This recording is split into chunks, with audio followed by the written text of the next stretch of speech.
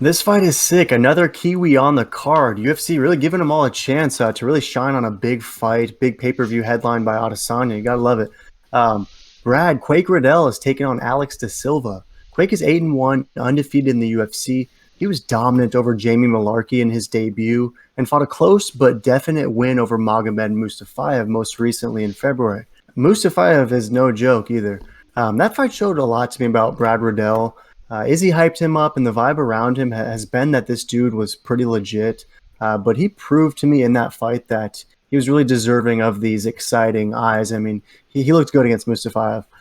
He's going against Alex De Silva, though, who's 21-2 overall. A lot of experience, despite being 4 years younger than Quake. Quake is actually 28 to De Silva, who's only 24. And Brad Riddell has only banked 9 total professional fights to De Silva's 23.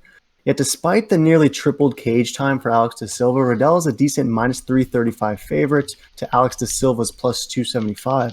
Silva's 1-1 in the UFC, got submitted in his debut against Alexander Yakovlev, and most recently earned a unanimous win over Rodrigo Vargas. But by most recently, I mean it was over a year ago. Riddell has fought already in 2020. He's coming in fresh. Who you got in this one, meat boy? Yeah, I'm gonna have to take Brad on this one. I'm going with the Kiwis for this fight. I think Quake, he's gonna get it done quick, I believe.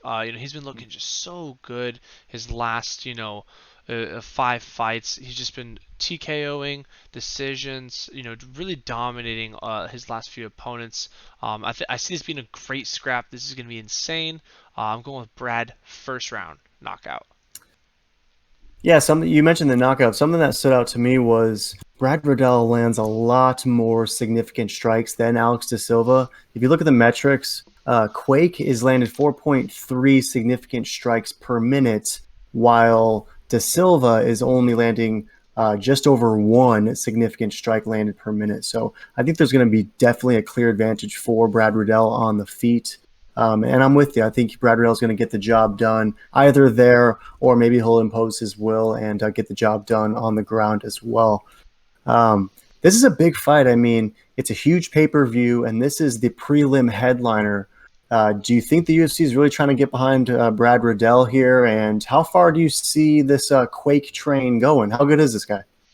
Yeah, no, I think Barbados is the real deal. I think UFC's they're really getting back behind, the Aussies. It seems like they're Yeah. really trying to build up that market. They have 2 champions right now.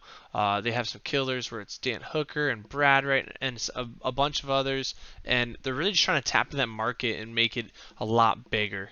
That's how I kind of see it. So they're just going to keep building him. He's going to keep winning. He's probably going to get a title shot in the next year or so. I think he's got good things up ahead. Yeah, huge fan base in Australia, and I'm with you. I think the UFC is really trying to pump these Aussies and the Kiwis alike. We're both going with Brad Riddell in this one. But Meat Boys, keep grilling, keep chilling, drill that like, subscribe button, and check out the rest of the vids.